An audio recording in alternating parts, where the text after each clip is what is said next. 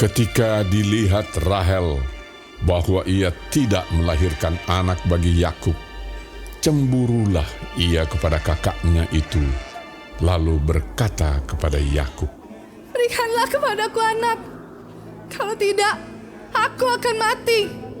Maka bangkitlah amarah Yakub terhadap Rahel dan ia berkata, "Akukah pengganti Allah yang telah menghalangi engkau mengandung?" Kata Rahel, "Ini Bilha, budakku perempuan. Hampirilah dia, supaya ia melahirkan anak di pangkuanku, dan supaya oleh dia aku pun mempunyai keturunan." Maka diberikannya Bilha, budaknya itu, kepada Yakub menjadi istrinya, dan Yakub menghampiri budak itu.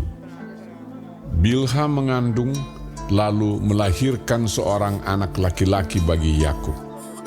Berkatalah Rahel, "Allah telah memberikan keadilan kepadaku, juga telah didengarkannya permohonanku, dan diberikannya kepadaku seorang anak laki-laki." Itulah sebabnya ia menamai anak itu Dan. Mengandung pulalah Bilha, budak perempuan Rahel, lalu melahirkan anak laki-laki yang kedua bagi Yakub. Berkatalah Rahel, "Aku telah sangat hebat bergulat dengan kakakku, dan aku pun menang." Maka ia menamai anak itu Naftali. Ketika dilihat Lea bahwa ia tidak melahirkan lagi, diambilnyalah Zilpa, budaknya perempuan, dan diberikannya kepada Yakub menjadi istrinya. Dan Zilpa, budak perempuan Lea, melahirkan seorang anak laki-laki bagi Yakub. Berkatalah Lea, "Mujur telah datang." maka ia menamai anak itu Gad. Dan Zilpa, budak perempuan Lea, melahirkan anak laki-laki yang kedua bagi Yakub. Berkatalah Lea, Aku ini berbahagia. Tentulah perempuan-perempuan akan menyebutkan aku berbahagia. maka ia menamai anak itu Asher. Ketika Ruben pada musim menuai gandum pergi berjalan-jalan, didapatinyalah di padang buah Dudaim, lalu dibawanya kepada Lea ibunya. Kata Rahel kepada Lea, "Berilah aku beberapa buah dudaim yang didapat oleh anakmu itu." jawab Lea kepadanya, Apakah belum cukup bagimu mengambil suamiku? Sekarang pula mau mengambil lagi buah dudaim anakku? kata Rahel, "Kalau begitu, biarlah ia tidur dengan engkau pada malam ini, sebagai ganti buah dudaim anakmu itu."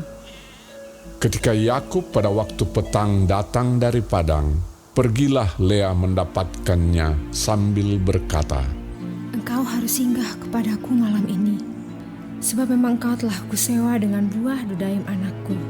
Sebab itu tidurlah Yakub dengan Lea pada malam itu.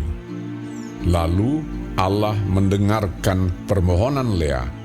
Lea mengandung dan melahirkan anak laki-laki yang kelima bagi Yakub. Lalu kata Lea, Allah telah memberi upahku, karena aku telah memberi budakku perempuan kepada suamiku. maka ia menamai anak itu Isakar. Kemudian Lea mengandung pula dan melahirkan anak laki-laki yang keenam bagi Yakub. Berkatalah Lea, Allah telah memberikan hadiah yang indah kepadaku. Sekali ini, suamiku akan tinggal bersama-sama dengan aku, karena aku telah melahirkan 6 orang anak laki-laki baginya. maka ia menamai anak itu Zebulon. Sesudah itu ia melahirkan seorang anak perempuan dan menamai anak itu Dina. Lalu ingatlah Allah akan Rahel. Allah mendengarkan permohonannya serta membuka kandungannya.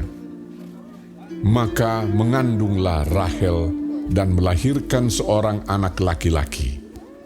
Berkatalah ia, "Allah telah menghapuskan aibku." Maka ia menamai anak itu Yusuf, sambil berkata, Mudah-mudahan Tuhan menambah seorang anak laki-laki lagi bagiku.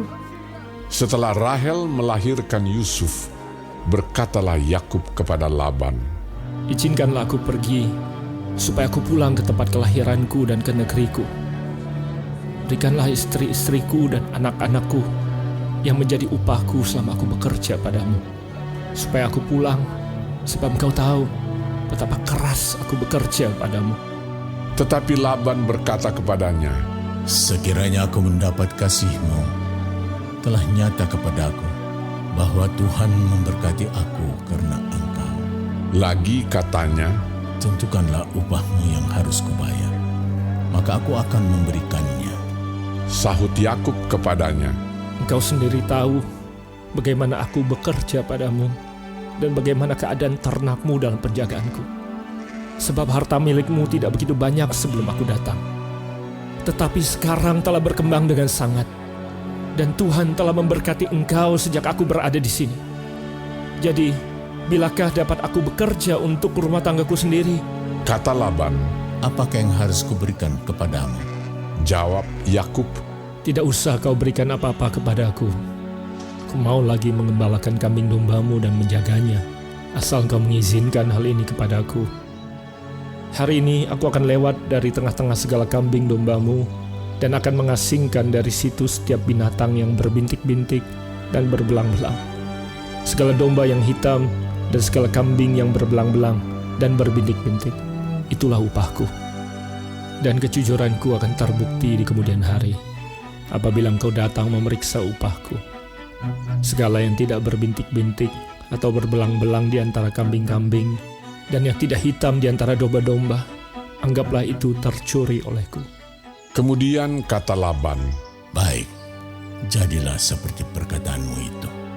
lalu diasingkannyalah pada hari itu kambing-kambing jantan yang bercoreng-coreng dan berbelang-belang, dan segala kambing yang berbintik-bintik dan berbelang-belang, segala yang ada warna putih pada badannya, serta segala yang hitam di antara domba-domba, dan diserahkannyalah semuanya itu kepada anak-anaknya untuk dijaga. Kemudian Laban menentukan jarak 3 hari perjalanan jauhnya antara dia dan Yakub. Maka tetaplah Yakub menggembalakan kambing domba yang tinggal itu. Lalu Yakub mengambil dahan hijau dari pohon hawar, pohon badam, dan pohon berangan. Dikupasnyalah dahan-dahan itu sehingga berbelang-belang sampai yang putihnya kelihatan. Ia meletakkan dahan-dahan yang dikupasnya itu dalam palungan, dalam tempat minum, kemana kambing domba itu datang minum, sehingga tepat di depan kambing domba itu. Adapun kambing domba itu suka berkelamin pada waktu datang minum. Jika kambing domba itu berkelamin dekat dahan-dahan itu, maka anaknya bercoreng-coreng, berbintik-bintik, dan berbelang-belang. Kemudian Yakub memisahkan domba-domba itu, dihadapkannya kepala-kepala kambing domba itu kepada yang bercoreng-coreng dan kepada segala yang hitam di antara kambing domba Laban. Demikianlah ia beroleh kumpulan-kumpulan hewan baginya sendiri dan tidak ditempatkannya pada kambing domba Laban. Dan setiap kali apabila berkelamin kambing domba yang kuat, maka Yakub meletakkan dahan-dahan itu ke dalam palungan di depan mata kambing domba itu, supaya berkelamin dekat dahan-dahan itu. Tetapi apabila datang kambing domba yang lemah, ia tidak meletakkan dahan-dahan itu ke dalamnya. Jadi hewan yang lemah untuk Laban dan yang kuat untuk Yakub. Maka sangatlah bertambah-tambah harta Yakub, dan ia mempunyai banyak kambing domba, budak perempuan, dan laki-laki, unta dan keledai.